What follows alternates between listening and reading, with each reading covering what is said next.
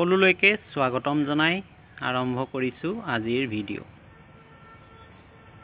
শিক্ষাৰ্থীসকল, ছাত্ৰ-ছাত্ৰীসকল, শুভাকাংক্ষীসকল, আজি আমি এই ভিডিঅ'টোত উল্লেখ কৰিম ভাৰতবৰ্ষৰ ইতিহাসৰ আটাইতকৈ এক সোণালী যুগ মৌৰ্য বংশৰ যি শাসন ব্যৱস্থা, এই মৌৰ্য বংশৰ শাসন ব্যৱস্থাত কি আমি গুৰুত্বপূৰ্ণ পৰিৱৰ্তন দেখা পাইছিলোঁ, লগতে এই মৌৰ্য বংশৰ কি ধৰণে উত্থান হৈছিলে, বিস্তাৰ হৈছিলে, সময়সীমা কি, এই ভাৰতীয় ইতিহাসৰ এই যুগৰ সবিশেষ আমি এক আলোচনাত আজি অংশগ্ৰহণ কৰিম। গতিকে সকলোলৈকে স্বাগতম জনাই আৰম্ভ কৰিছোঁ আজিৰ মূল আলোচনা।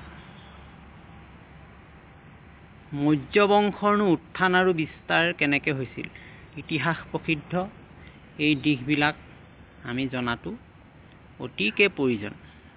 গতিকে চাওঁচোন মৌৰ্য বংশৰ উত্থান কেনেকৈ হৈছিল। মৌৰ্য বংশৰ শাসনকাল খ্ৰীষ্টপূৰ্ব 322 পৰা খ্ৰীষ্টপূৰ্ব 184 চনলৈকে আছিল। গতিকে এই সময়সীমাটো অতি গুৰুত্বপূৰ্ণ হিচাপে ইতিহাসত চিহ্নিত হৈছে।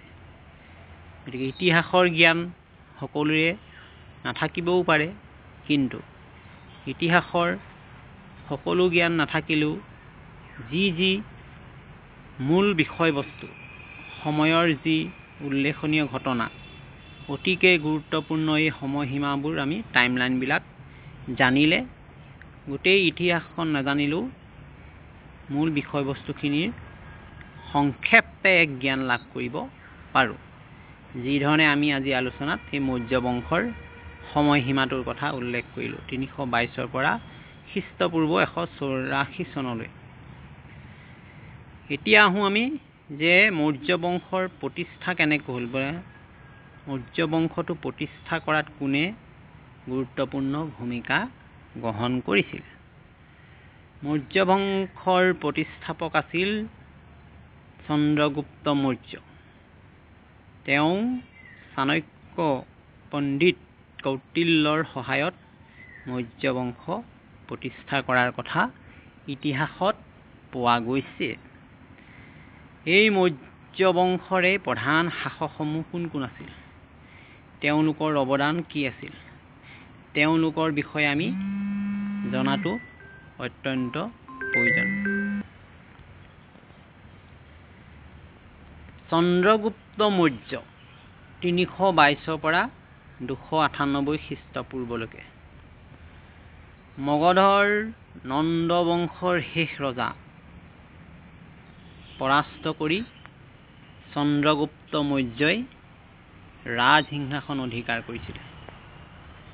তেওঁৰ মুখ্য উপদেষ্টা আছিল পণ্ডিত চাণক্য, যাক আমি কৌটিল্য পণ্ডিত হিচাপে চিনি পাওঁ। বিশেষকৈ গ্ৰীক আক্ৰমণকাৰী চেলিউকছকে ধৰি অন্যান্য শক্তিশালী বহুতো ৰজাক পৰাস্ত কৰি চন্দ্ৰগুপ্ত মৌৰ্যই তেওঁৰ ৰাজ্যৰ সীমা বিস্তাৰ কৰে। শেষত তিনি জৈন ধৰ্ম গ্ৰহণ কৰি তেওঁ কৰ্ণাটকত তপস্যাত বহাৰ কথাও আমি ইতিহাসত পাইছোঁ। দ্বিতীয়জন গুৰুত্বপূৰ্ণ মৌৰ্য বংশৰ শাসক আছিল বিন্দুসাৰ। তেওঁৰ সময়সীমা আছিলে 298 খ্ৰীষ্টাব্দৰ পৰা 273 খ্ৰীষ্টপূৰ্বলৈকে।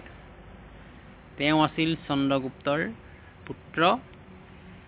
ৰাজ্যখন শৃংখলাবদ্ধভাৱে চলাই যোৱাত তেওঁ সফল হৈছিলে।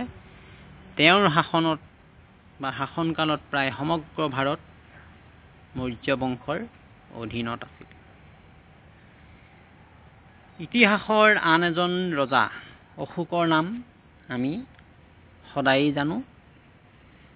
এই অশোক মৌৰ্য বংশৰেই শাসক আছিল। তেওঁ আছিল আটাইতকৈ মৌৰ্য বংশৰ প্ৰসিদ্ধ সম্ৰাট। তেওঁৰ শাসনকাল আছিল 273 পৰা 232 খ্ৰীষ্টপূৰ্বলৈকে। অশোকৰ শাসনকালৰ গুৰুত্বপূৰ্ণ কিছুমান ঘটনাৰ ভিতৰত কলিংগ যুদ্ধৰ কথা আমি পাওঁ। এই যুদ্ধত লাখ লাখ মানুহৰ মৃত্যুৱে তেওঁৰ মন কেনেকৈ সলনি কৰিছিলে, তেওঁ কেনেকৈ ধাৰ্মিক ব্যক্তি হৈ পৰিছিলে, যুদ্ধ ত্যাগ কৰি শান্তিৰ মাৰ্গদৰ্শনৰ কাৰণে তেওঁ যে বৌদ্ধ ধৰ্ম গ্ৰহণ কৰিছিল, সেই কথা আমি ইতিহাসত পাইছোঁ। লগতে ধৰ্ম বিজয়ৰ জৰিয়তে ৰাজ্য বিস্তাৰ কৰাৰ কথা তেওঁ চেষ্টা কৰিছিল। ধৰ্ম শিলালিপি স্তম্ভ এইবিলাক স্থাপনত গুৰুত্ব দিছিলে। সিংহ চিহ্ন ধৰ্মচক্ৰ আদিৰে ভাৰতৰ ৰাষ্ট্ৰীয় প্ৰতীক গঢ়িবলৈ অনুপ্ৰেৰণা তেওঁ দিছে। এতিয়া মৌৰ্য সাম্ৰাজ্যৰ বিস্তৃতি ক'ৰ পৰা ক'লৈকে আছিল, এই কথাটো যদি আমি নাজানো, গতিকে আমাৰ অধ্যয়নটো আধৰুৱা হৈ ৰ'ব। আমি যিখিনি জ্ঞান লাভ কৰিছোঁ সংক্ষেপেই হওক মূল কথাখিনি জানিবলৈ চেষ্টা কৰিছোঁ। এতিয়া মৌৰ্য সাম্ৰাজ্যৰ বিস্তৃতি বুলি ক'লে উত্তৰে আফগানিস্তানৰ কাবুলৰ পৰা দক্ষিণে তামিলনাডুৰ ধাৰাপুৰমলৈকে বিস্তৃত হৈছিল। ঠিক তেনেকৈ পূবত মণিপুৰৰ পৰা পশ্চিমে বেলুচিস্তান পৰ্যন্ত মৌৰ্য বংশ ৰাজ্য বিস্তৃত হৈ পৰিছিল।